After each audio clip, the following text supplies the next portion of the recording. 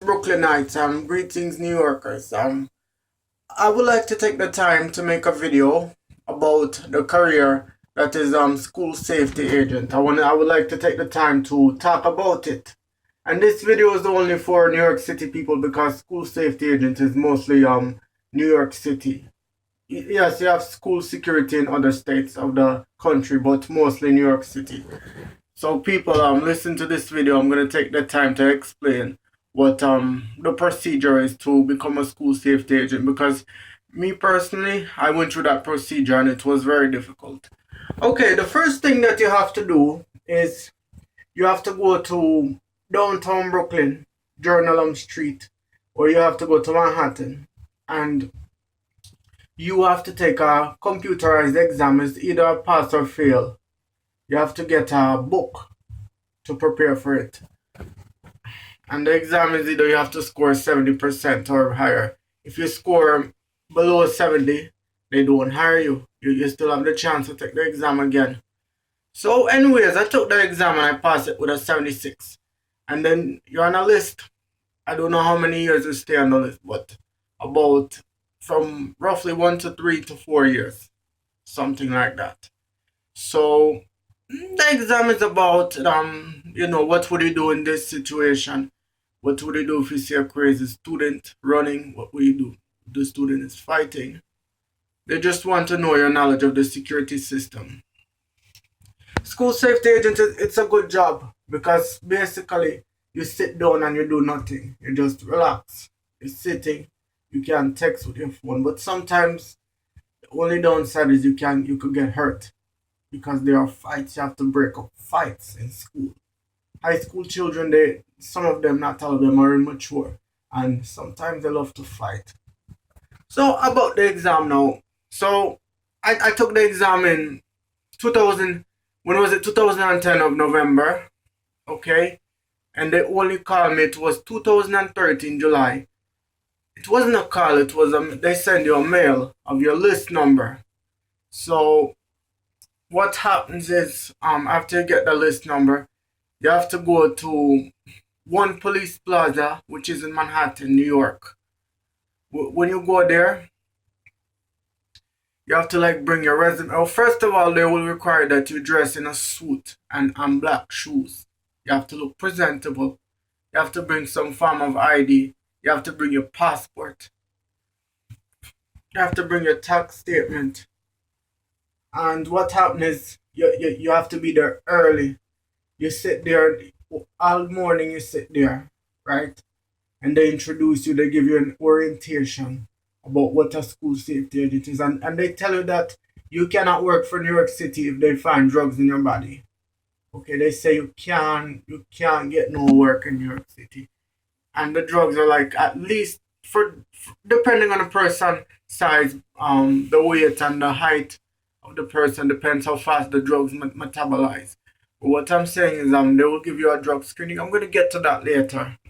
What I'm saying is it's a big auditorium and it's a grueling process. They don't allow food and drinks, so guys, make sure before you go there you eat breakfast, okay? So what really happens? You fill out paperwork. You have to wait.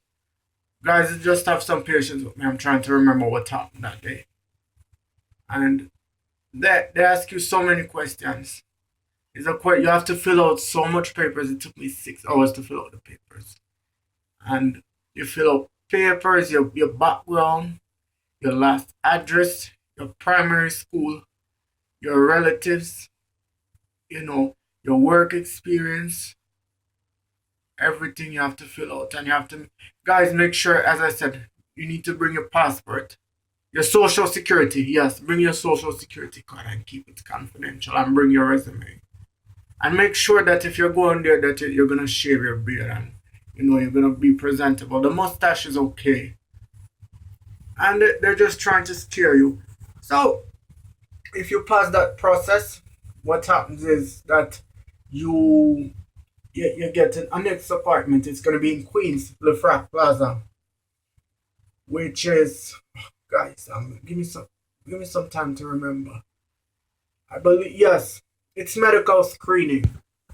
Yes, they check you to see if you have drugs.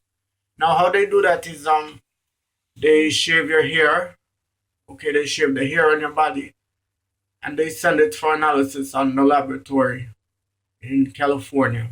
If you get a call, that means you're positive for drugs and you can never be considered for employment. Okay, and they just give you an orientation of what school safety agents are about. It's very, the process is very brutal. And oh, I forgot to add one thing. In one police plaza, they give you a big interview. They ask why do you want to become a school safety agent? What makes you think that you're good? You have to convince them. Like if they ask you those type of questions, you have to say, well, sir, I want to become a school safety agent because I want to help children. I want to reach out to children. I want to help them make better decisions. I want to make sure that they don't take the wrong paths in life, that they don't meet the wrong people, that they don't become drug dealers, and they become productive citizens of our community. So, getting back, okay, and then you get a psychological exam. That one, it is torture. I didn't like it personally because the psychologist was asking me very inappropriate questions. Very inappropriate. Like, she asked me if somebody was having sex with my wife, what would I do to that person? And she expected me to get angry, but they're just testing you. I didn't react. Psychologists ask they ask you, are you hearing voices in your heads? Or they ask do you want to hurt yourself? Are you a danger to yourself? Are you suicidal? Do you have a heart attack? Lots of questions. And then they have a questionnaire, a psychological exam where you have to fill out like you have to answer 120 questions, then you have to draw a tree, you have to draw one house. It's a lot. To become a school safety agent it's very hard. And they do a deep background check in psychology. Guys, can I give you a hint? Listen carefully. If you were in special education, don't admit it. Don't. You have to keep that secret. Because once they know that you were in special ed, they send you down to downtown Brooklyn and they put your case on hold. So as I said, the psychological is the most intimidating. And guys, listen, when you go to the police